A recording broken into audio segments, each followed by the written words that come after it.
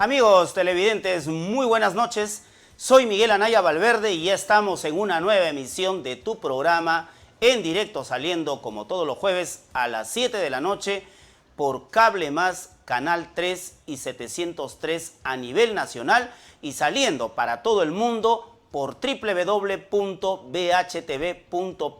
transmitiendo desde el distrito de Miraflores, desde esta parte de Lima, Perú. Nuestra Fuerza Armada viene cumpliendo una labor muy importante en esta lucha contra la pandemia porque se encuentra junto a los médicos y al personal de salud en primera línea de acción y de batalla. Vamos a recordar, era febrero del año 1995, el inicio del conflicto del Alto Cenepa. En ese entonces el mayor, ahora coronel, Luis Fernando Gutiérrez Vera, quien pertenece al batallón antisubversivo en Tingo María, un mayor en ese entonces, ahora coronel en retiro, quien es médico cirujano de profesión militar, le salvó la vida a un soldado en una hazaña médica muy importante que es necesario revivir esta historia, precisamente al soldado, al sargento Edinson Llerena Ojanama. Un proyectil de alta velocidad le impactó en el cerebro y este médico, este héroe de nuestra patria, del Alto Cenepa, le salvó la vida. Pero esta es la historia del mayor, hoy coronel, Luis Fernando Gutiérrez Vera. Adelante, señor director. En el año de 1994 yo terminaba mi tercer año de especialidad y me graduaba como neurocirujano, siendo ya neurólogo. No sé por qué razón del destino me cambian de colocación al batallón contrasubversivo número 16 en Tingo María.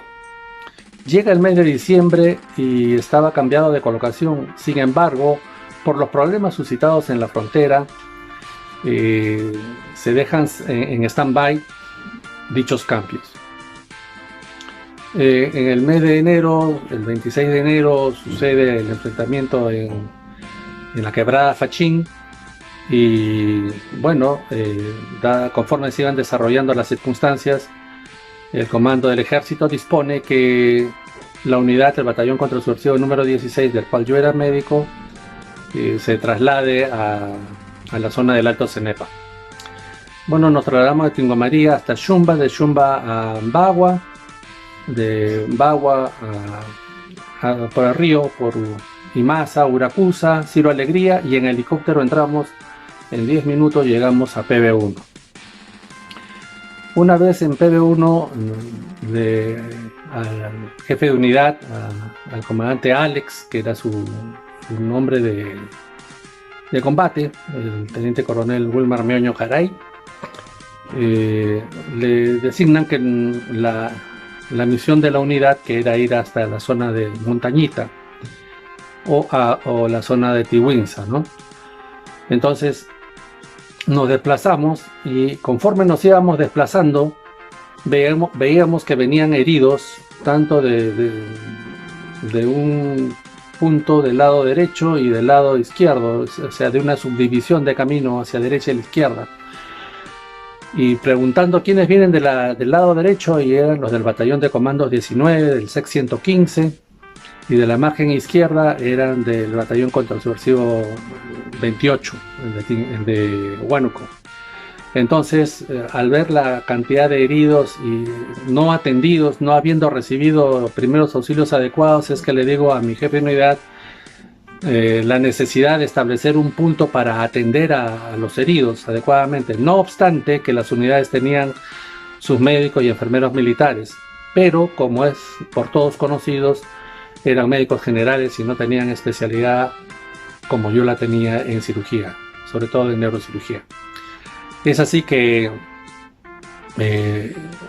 tiene a bien el comandante Alex disponer que forme un puesto de socorro del Batallón Contrasubversivo 16 en el punto denominado La Y, porque era una subdivisión, el camino se divide en dos, por eso se llama La Y. En toda la selva y en todas partes encontraremos una forma similar a la Y. Entonces ahí comencé a armar una camilla con material de fortuna, con troncos, con soga de la montaña que viene a ser la corteza de los árboles, a armar mi mesa de operaciones y una mesita para poner el instrumental, porque todo era barro, ¿no? Acá de lo que yo puedo dar fe es del mes de febrero, todo el mes de febrero hasta el 5 de marzo, en que fui relevado, ordenaron que salga. Pero mientras yo estuve, las condiciones eran muy lamentables. Hablemos del terreno agreste, era selva virgen, llovía mucho, altas temperaturas durante el día, bajas temperaturas durante la noche. Cada vez que llovía estábamos mojados de pies a cabeza porque las lluvias son torrenciales. Entonces así comenzamos a armar el puesto de sanidad. Y fueron viniendo heridos, efectivamente, pues venían heridos, amputados por haber pisado las minas antipersonales. Y entonces comencé a operar, ya que en mi condición de neurocirujano, cuando me avisaron que me prepare para ir a la zona al frente, tuve a bien llenar los bolsones de primeros auxilios y el bolsón paramédico con material quirúrgico, antibióticos, anestésicos y sueros, material endovenoso. Entonces comencé a operar de esa manera. Al segundo o tercer día ya los pacientes llegaban desde el PB1, desde la IEAS al PB1, que era el puesto de comando avanzado, el puesto de vigilancia número 1, y entonces vieron que los heridos estaban llegando ya atendidos, ya habiendo recibido no solo primeros auxilios, sino la primera atención médica como debía llegar. Es así que a partir del quinto día comienza a llegar médico por médico. Primero llegan dos médicos, el doctor Santibáñez del Águila, que era residente de ginecología, el doctor González, residente de oftalmología, el doctor Col, que llegó también, era gastroenterólogo, ¿no? Y el doctor Pérez Villanueva. Entonces con ellos ya no era un puesto de socorro móvil, sino ya era, en realidad ya se convertía en una unidad quirúrgica, porque comenzamos a hacer intervenciones quirúrgicas de importancia, ¿no? Que de otra manera los pacientes que hemos atendido hubieran fallecido hasta llegar al PB1. Vale decir, y es importante que todos sepamos, que la distancia entre el PB1 por trocha hasta la Y son 5 kilómetros, que normalmente los podemos caminar en una hora, pero en las condiciones en que estábamos, el traslado de un paciente y el traslado de nosotros mismos podía demorar de 18 a 24 horas. Uno, por las condiciones del terreno, las trochas no eran las adecuadas. Dos, por el factor clima. Tres, por la gravedad del paciente. No es lo mismo transportar a un paciente con un dolor que con una amputación, ¿no? Con una herida quirúrgica. Y cuatro, el motivo de nuestra razón de estar ahí, que podían ser víctimas de una emboscada por parte del entonces enemigo. Entonces, es así que este lugar pasa a denominarse Unidad Quirúrgica Móvil de la Y, anecdóticamente, por lo que les he contado previamente. Y es bueno resaltar también la labor de los enfermeros militares, de los sanitarios. Ahí, en las condiciones de evacuación y transporte de heridos, hay que ver cuánto vale, porque como seres humanos, como personas, como soldados que aman a su patria, porque allí no hay quien nos pueda dar la mano, no había las facilidades, la seguridad para una aeroevacuación helitransportada, por ejemplo, por los motivos de armamento que teníamos nosotros y de los que disponía Ecuador en ese entonces. Esta fue la primera parte de este informe, de este documental muy valioso y muy importante. Vamos a irnos a un breve corte comercial y regresamos con la segunda parte de esta historia, donde se pone en manifiesto el valor del militar peruano. Pausa comercial y volvemos.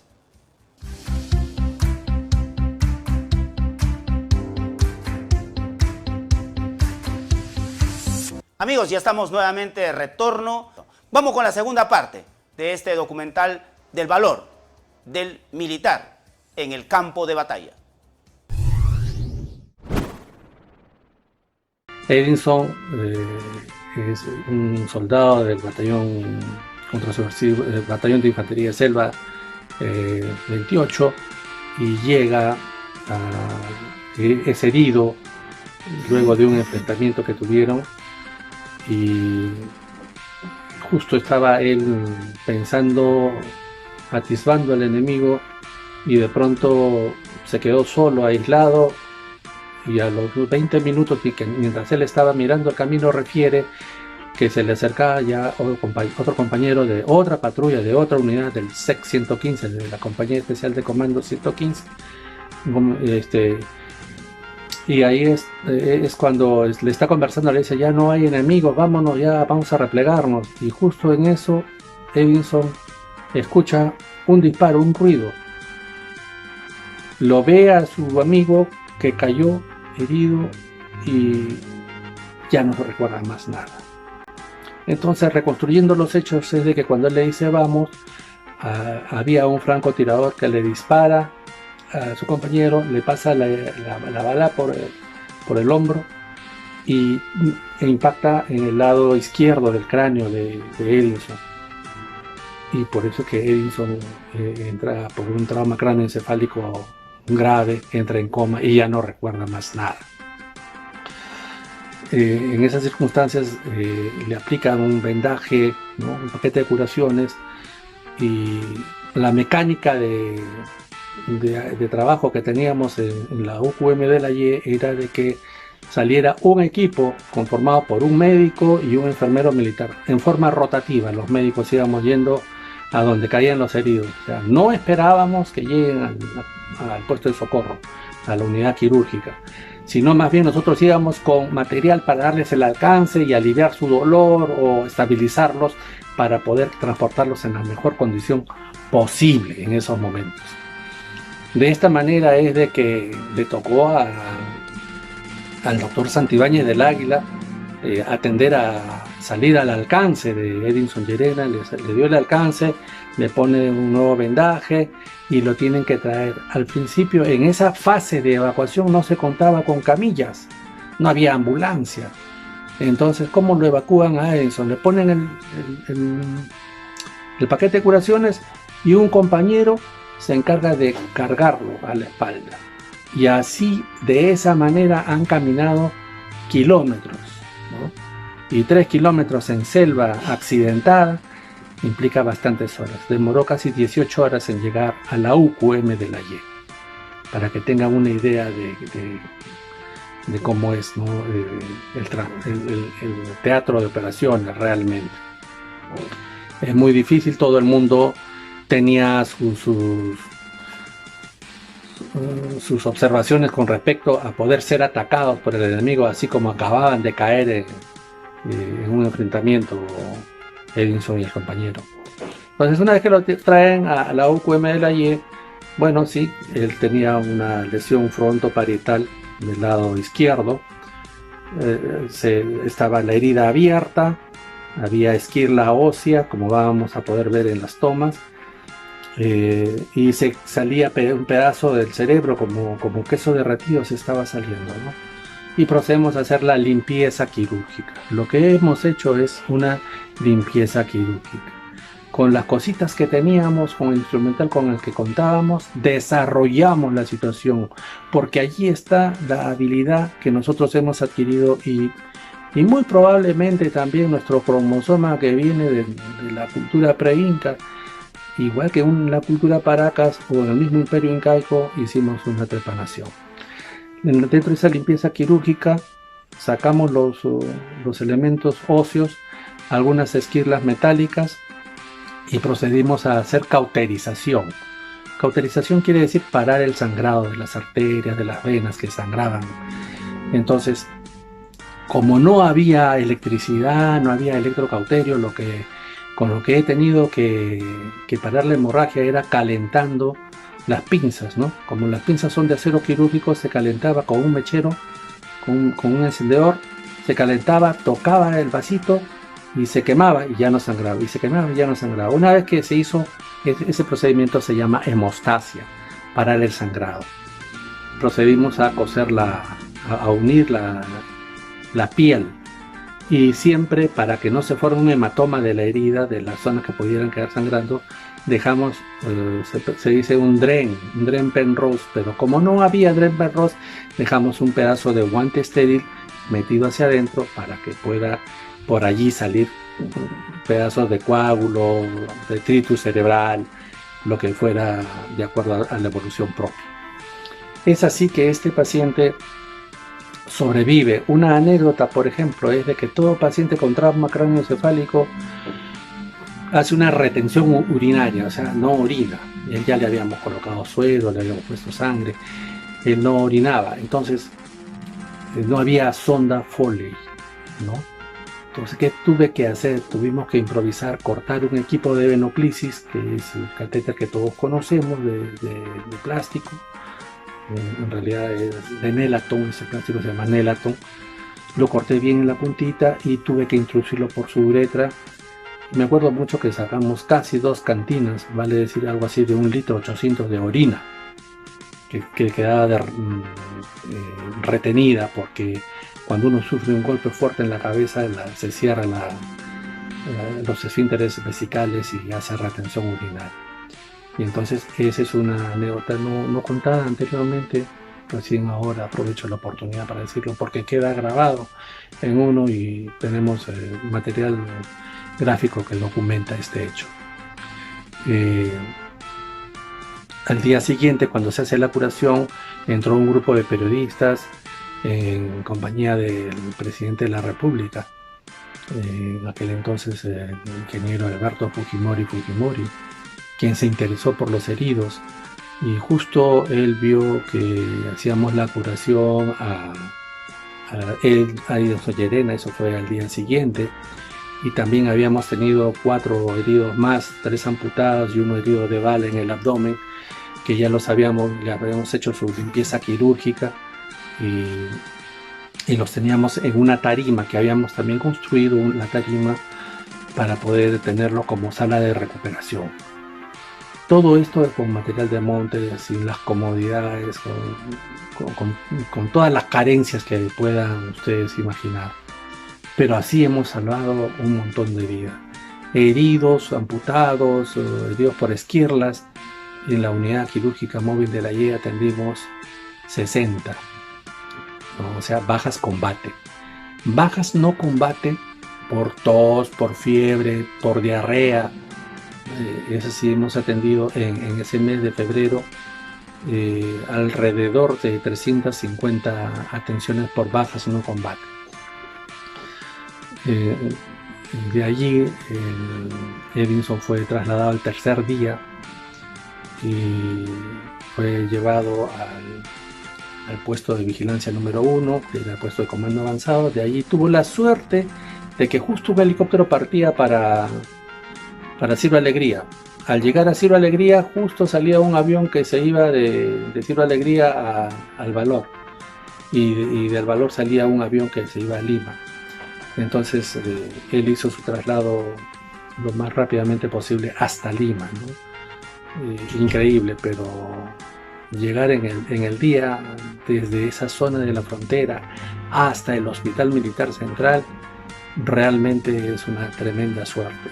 que la tuvo Edinson, y lo que hicimos por él, todo el equipo de sanidad, con una herida de bala, con fractura de cráneo, con salida de masa encefálica, y lograr que hoy, 25 años después, él siga vivo, realmente es una hazaña dentro de la historia de la medicina militar de Perú, por lo menos. Quiero agradecer al doctor Gutiérrez por haber operado en el conflicto con Ecuador. Y también agradecer a mis compañeros que me sacaron de la zona, y gracias a ellos estoy vivo. He participado en los Juegos Panamericanos. También tengo esa experiencia bonita que nunca se va a volver a repetir. Y estoy contento por haber participado en dichas operaciones. Yo tengo mi familia, tengo mis hijas y tengo que seguir luchando. He estado hace poco con la pandemia, salí adelante, tratando sobre salir adelante, siempre adelante. Gracias al doctor y gracias a Dios. Agradezco la invitación. Bastante reflexivo de parte de nuestro glorioso ejército del Perú en el campo de batalla. Valeroso nuestro militar, el médico cirujano, quien contó esta historia. Este documental queremos agradecer al comandante José Bravo Mendoza, asesor de nuestro comandante general del ejército, don Jorge Orlando Celijú. Amigos, nos vamos a un breve corte comercial y regresamos con la entrevista en directo con la Escuela Técnica del Ejército y la CEPRE ETE 2020. Pausa comercial y volvemos.